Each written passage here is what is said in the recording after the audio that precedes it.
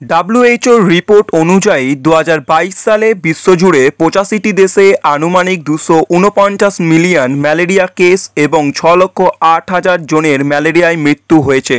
যখনই আমরা ম্যালেরিয়া নাম শুনি তখনই আমাদের মনে পড়ে মশা, কিন্তু মশা ম্যালেরিয়ার প্রত্যক্ষ কারণ নয়। উপরন্তু ম্যালেরিয়া হয় অ্যানোফিলিস মশাবাহিত এক প্রকার প্যারাসাইটের কারণে। ম্যালেরিয়া ঘটে থাকে সাবকিংডম প্রোটোজোয়ার অন্তর্গত জেনাস প্লাজমোডিয়ামের বিভিন্ন স্পিসিসের সংক্রমণে। আফ্রিকার বিভিন্ন দেশ ম্যালেরিয়াতে অস্বাভাবিকভাবে ক্ষতিগ্রস্ত। 2022 সালে অঞ্চলটি ম্যালেরিয়া রোগের 94% এবং 95% ম্যালেরিয়ায় মৃত্যুর আবাসস্থল ছিল।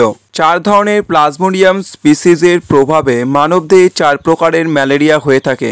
এদের মধ্যে প্লাজমোডিয়াম ভাইভ্যাক্স সারা বিশ্বজুড়ে পাওয়া যায়। ভারতে প্রায় 60% ম্যালেরিয়া রোগ প্লাজমোডিয়াম ভাইভ্যাক্স দ্বারা ঘটে থাকে, যদি এটি খুব কমই মৃত্যু ঘটিয়ে থাকে। প্লাজমোডিয়াম ফালসিপারাম সবথেকে ক্ষতিকারক ম্যালেরিয়া প্যারাসাইট এবং এতে মানুষের মৃত্যু হার বেশি। ম্যালেরিয়া প্যারাসাইটের জীবনচক্র একটি জটিল প্রক্রিয়া যা পরজীবী, মশা এবং মানুষের মধ্যে একাধিক পর্যায়ে সম্পন্ন হয়। ম্যালেরিয়া প্যারাসাইটের জীবনচক্র শুরু হয় যখন একটি সংক্রামিত ম্যালেরিয়া পরজীবী বহনকারী স্ত্রী অ্যানোফিলিস মশা কোনো সুস্থ ব্যক্তির রক্তপান শুরু করে। এই সময় ওই ব্যক্তির রক্ত প্রবাহে মশার লালারসের মাধ্যমে প্লাজমোডিয়ামের সংক্রামক রূপ স্পোরোজয়েডগুলি প্রবেশ করে।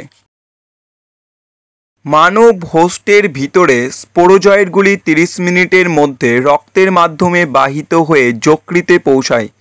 সেখানে প্রতিটি স্পোরোজয়েড একটি যকৃৎ কোষ বা লিভার সেলকে সংক্রামিত করে।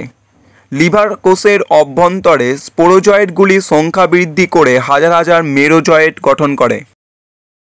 মেরোজয়েডগুলি লিভার কোষ থেকে রক্ত প্রবাহে মুক্ত হয়।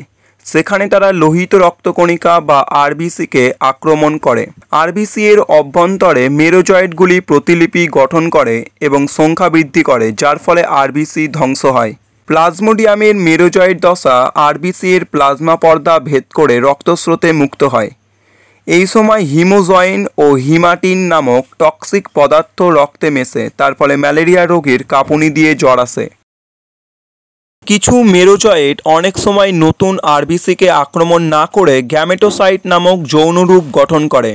এই গ্যামেটোসাইটগুলি রক্তপানের সময় মশার দেহে প্রবেশ করে। যখন কোনো স্ত্রী অ্যানোফিলিস মশা ম্যালেরিয়া রোগাক্রান্ত ব্যক্তির দেহ থেকে রক্তপান করে তখন রক্তের সাথে পুং ও স্ত্রী গ্যামেটোসাইট মশার দেহে প্রবেশ করে। এরপর এরা মশার পাকস্থলীতে পৌঁছায়। সেখানে গ্যামেটোসাইটগুলি ম্যাচিউর হয়ে গ্যামেটে পরিণত হয় এবং নিষিক্ত হয়ে জাইগোট তৈরি করে। জাইগোটগুলি গতিশীল ওকাইনেটে পরিণত হয় যা মিডগাটের প্রাচীর ভেদ করে এবং মিডগাটের বাইরের পৃষ্ঠে উসিস্ট গঠন করে।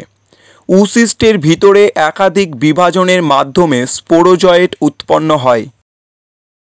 স্পোরোজয়েডগুলি মশার লালা গ্রন্থিতে স্থানান্তরিত হয়, সেখানে তারা পরবর্তী সময়ে অন্য মানব হোস্টে প্রেরণের জন্য প্রস্তুত।